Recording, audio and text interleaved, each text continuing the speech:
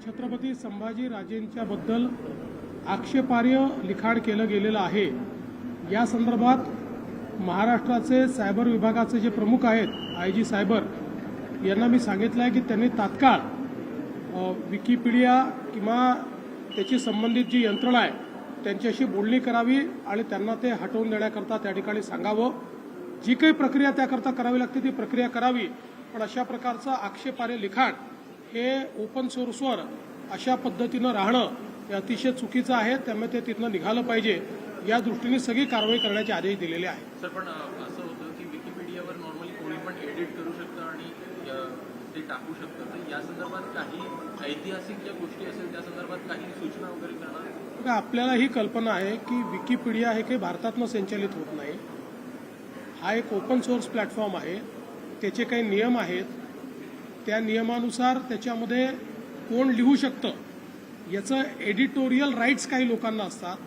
त्यामुळे अशा प्रकारे आपल्याला निश्चितपणे त्यांना हे सांगता येईल की ज्या ऐतिहासिक गोष्टी आहेत त्या गोष्टींचं असं तोडून मरोडून किंवा चुकीच्या पद्धतीनं लिहिणं हे योग्य नाही। या संदर्भात तुम्ही काहीतरी नियमावली तयार करा। रणबीर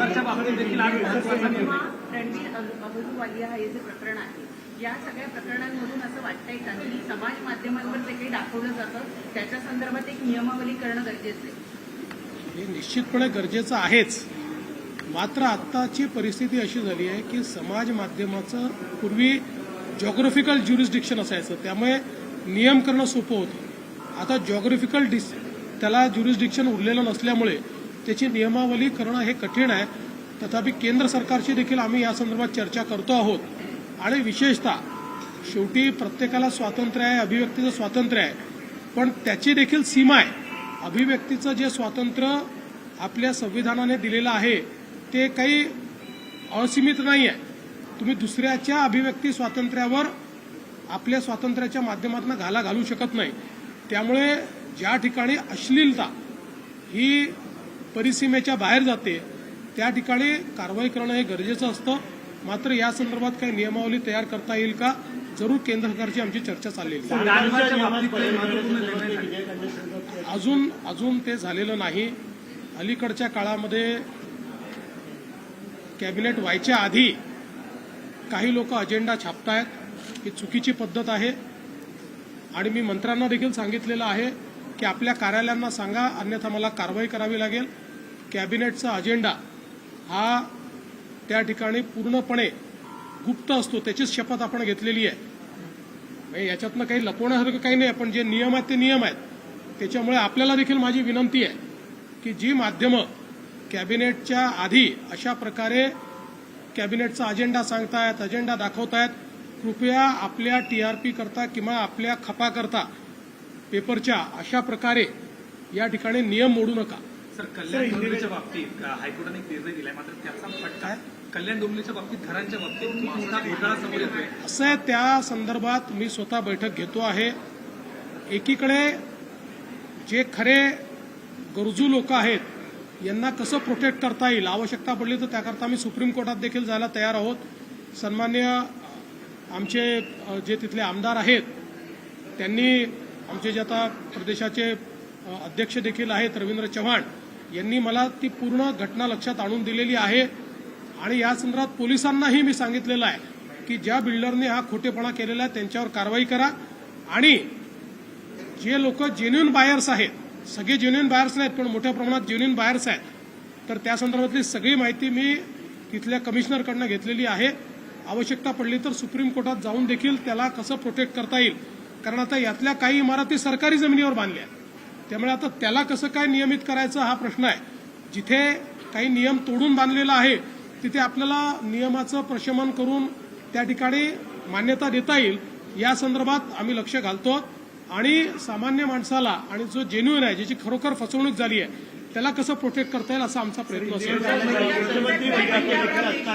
मुख्यमंत्र्यांकडून एक वैद्यकीय कक्ष स्थापन केला जातोय, समांतर अशा गोष्टी याच्यात काही चुकीचं नाही। मी देखील उपमुख्यमंत्री असताना एक वैद्यकीय कक्ष चालवायचो। वैद्यकीय कक्ष याकरता आपण चालवतो की त्यातनं काही कोऑर्डिनेशन करता आलं पाहिजे। मुख्यमंत्री असेल, उपमुख्यमंत्री असेल, यांच्याकडे केसेस येत असतात त्यामुळे उपमुख्यमंत्री यांनी जर वैद्यकीय कक्ष सुरू केला असेल त्यात काही गैर नाही। ये विकिपीडिया पे छत्रपति संभाजी महाराज के खिलाफ जिस प्रकार की बातें लिखी गई है, इसका हम निषेध करते हैं, इसकी भर्त्सना करते हैं। और हमने हमारे जो साइबर विभाग के प्रमुख है, जो आईजी साइबर है, इनको ये कहा है कि वो विकिपीडिया से बात करें और जो भी यंत्रणा इसको संचालित करती है उनसे बात करके ये सारी चीजें विकिपीडिया से निकले, जो गलत है, जो झूठी चीजें वो निकले और सही चीजें उसके ऊपर आए, इस प्रकार का प्रयास करें, ऐसा आदेश दिया है।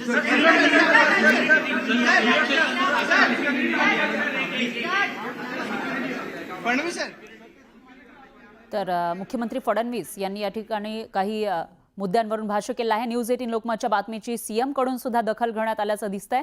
बिल्डरवर कठोर कारवाईचे आदेश दिल्याचं मुख्यमंत्री फडणवीस यांनी सांगितलेलं आहे आणि त्याचबरोबर ज्या लोकांनी या ठिकाणी जी घरं ही अधिकृत करता येतील त्याविषयी सुद्धा चाचपणी करणार, वेळ पडली तर सुप्रीम कोर्टामध्ये जाणार असं सुद्धा इथं फडणवीस यांनी म्हटलेलं आहे। न्यूज 18 लोकमतनं जो मुद्दा मांडलेला होता तिथल्या लोकांचा, त्याची दखल मुख्यमंत्री फडणवीस यांनी घेतलेली आहे। बिल्डरवर कठोर कारवाईचे आदेश दिल्याचं सीएम फडणवीस यांनी सांगितलंय। याशिवाय ज्यांची फसवणूक झाली आहे त्यांना न्याय देण्याचा प्रयत्न करणार असल्याची ग्वाही सुद्धा मुख्यमंत्री फडणवीसांनी दिलेली आहे आणि काही इमारती सरकारी जमिनीवर उभ्या आहेत असंही मुख्यमंत्री फडणवीस यांनी सांगितलंय।